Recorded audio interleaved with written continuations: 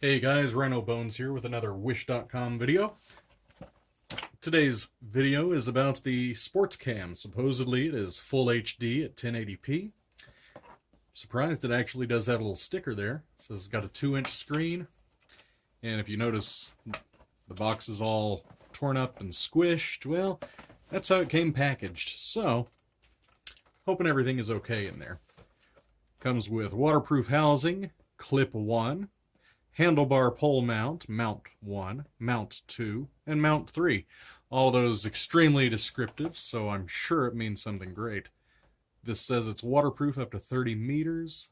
I'm going to assume it's water resistant up to maybe 5 feet. And that's probably only if it's got the housing on it. As you can see, this box totally destroyed. That's how it came in the mail. Specifications: 1080p plus waterproof. Yeah, right. 1920 by 1080 pixels for 15 frames per second. There we go. 1280 by 720 pixels, so 720p at a reasonable frame rate. 30 frames per second. Super wide angle lens, waterproof up to 30 meters. They really want to push that. 2-inch LCD. Multi-language, supports micro SDHC cards. 1.5 hour battery life. That's good enough for me. Input outputs, it's got a micro USB, and dimensions are, let's see, 59.3 millimeters, 24.6 millimeters, and 41.1 millimeters. On paper, sounds great. In reality, well, that's probably another thing. So let's see, this looks like the handlebar clip. I don't think I'll ever be using that. It's nice to have, though, just in case. And I do actually have a bicycle. Got micro USB cable. Nice cheap set. Looks like this is what I initially bought it for. This is a mount for inside the car. So it's got a sticky pad on the bottom. Screw it in right there. I actually intend to use this as a dash cam, so that's what I want it for. What is this? Just a little nubbin. I think I'll probably figure out what that's for in a minute. Another mount. Golly. You know, I always have so much trouble with these bags. I'll just tear it open.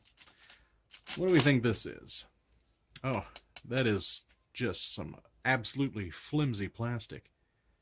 Look at that. Just bending right away. I'm going to assume this is probably what you use to mount it on a tripod. I'm not sure. You got various straps and Velcro bits. And this mount right here. Yeah. No idea what it's used for. Maybe the user manual can help. HD action camera. Not even the same thing it was called on the box. Okay. Love these instructions.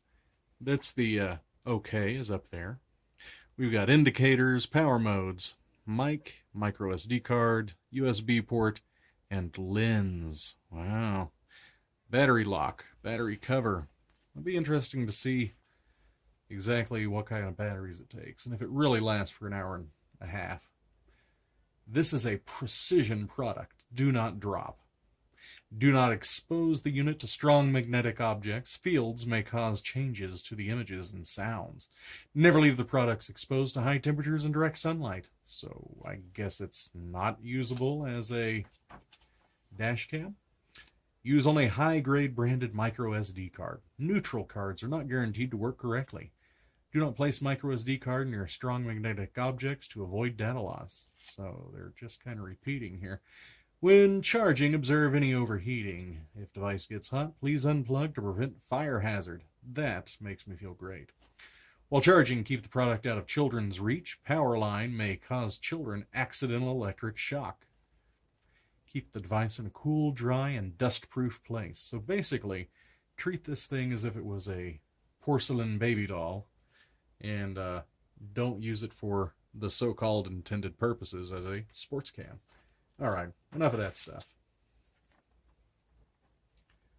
What do we have here? Oh, okay. So one of those little mounts looks like all together, 3 of those things go together to make the car mount. Or maybe those three things. It's hard to really tell what these pictures are. Wish I had some glasses. Anywho, supposed to do video, supposed to do photo, recording voice. And how much did I pay for this wonderful device? $9. I paid $9 for this. So again, I'm not expecting anything special whatsoever. I'm expecting this to be kind of a junker. And I'm okay with that, because seriously, I intend on putting this on my dashboard and just recording things as I'm driving along. That's all I'm going to do for now. I'm going to get this thing charged up. I'm going to use it for a couple of days, and I will add my results to the end of this video. Get a nice zoom in here on its waterproof case. Waterproof in quotes. Alright, back again, guys. It has now been about 5 days since I got this. I've been using it every single day in the car. And this is my mounting solution. I've got this rubber ruler that got this rubber eraser that I picked up at Dollar Tree. And it keeps it nice and flat. Unfortunately, I found a neat flaw. The sticky pad has completely disintegrated. So there's literally, just barely tacky anymore. This right here, it's like it absorbed all of the stickiness that there could possibly be on here. So I'm going to have to find some sort of new mounting solution for it. As for the camera itself, I've really put it through its paces. According to the box, it's supposed to have HD capabilities. I knew it wouldn't, because I paid $9 for it. What it does do is 640 by 480. That's it. 640 by 480. So I set it on 720p, 640 by 480. I set it on 1080p, 640 by 480. I try to take an actual photograph with it, and resolution's probably 1 megapixel, possibly less. Every image I've taken with it, still-wise, has been extremely blurry and completely unusable. But the dash cam feature, or the dash cam usage, actually isn't that bad.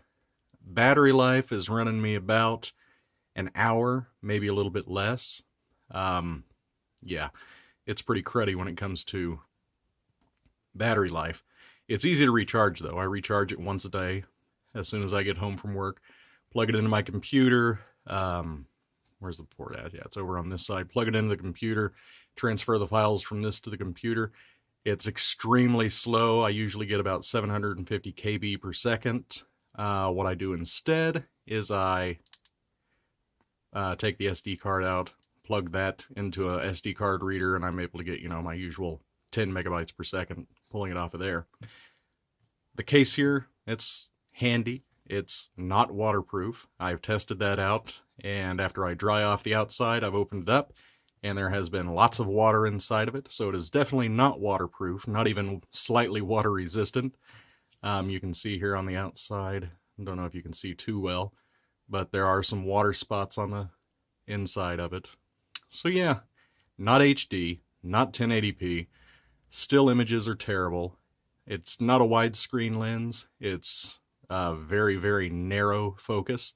So when I do use it in the car, let's say here's the lanes, all I see is what's in the lane. I see nothing as it's coming from the sides.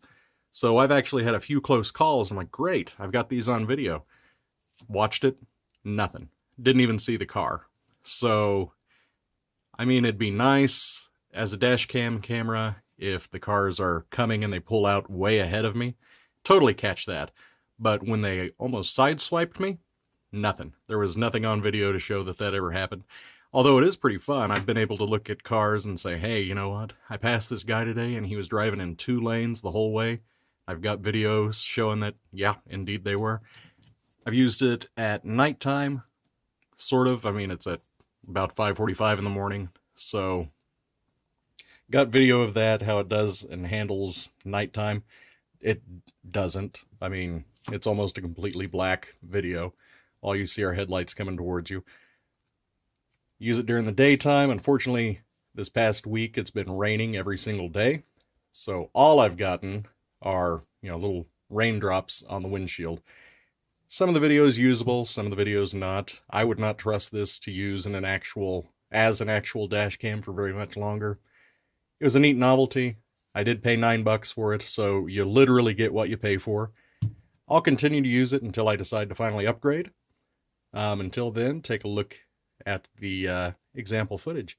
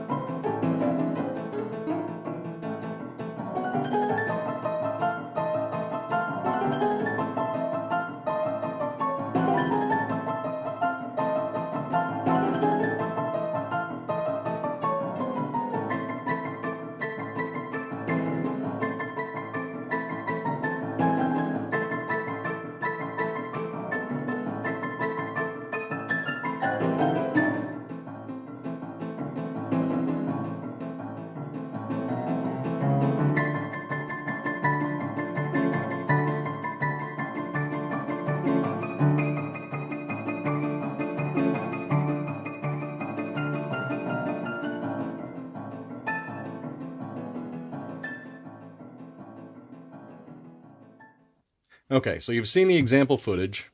What'd you think? I mean, it's kind of garbage. I've checked the data on the videos. The videos are recording at 640 by 480 despite whatever settings the camera's on. Not only that, still images, the data that it pulls up when I do the EXIF info shows that the camera video is 2010, so that's about when this camera was originally put into production, and the still images show 2006. So I thought that was kind of interesting. Honestly, the quality of this is about what I would have expected on a webcam in the late 90s. That's about the extent of it. Like, think of the earliest videos you remember on AOL and, say they're garbage. And that's still better than this right here. It's just, is it worth $9? Well, you've seen the footage, judge for yourself. I think, for my purposes, at this time, yes, it is worth $9. Totally worth $9. If I had paid more than that, I'd probably be disappointed, which is kind of weird to say that I'd be disappointed with something that I paid slightly more than $10 for. But at $9, as it is, as I use it, it's okay. I wouldn't use it for any other purpose than what I use it for, setting it on my dashboard and recording as I'm driving along to and from work every day. So there you go, $9 Wish camera. It's crap.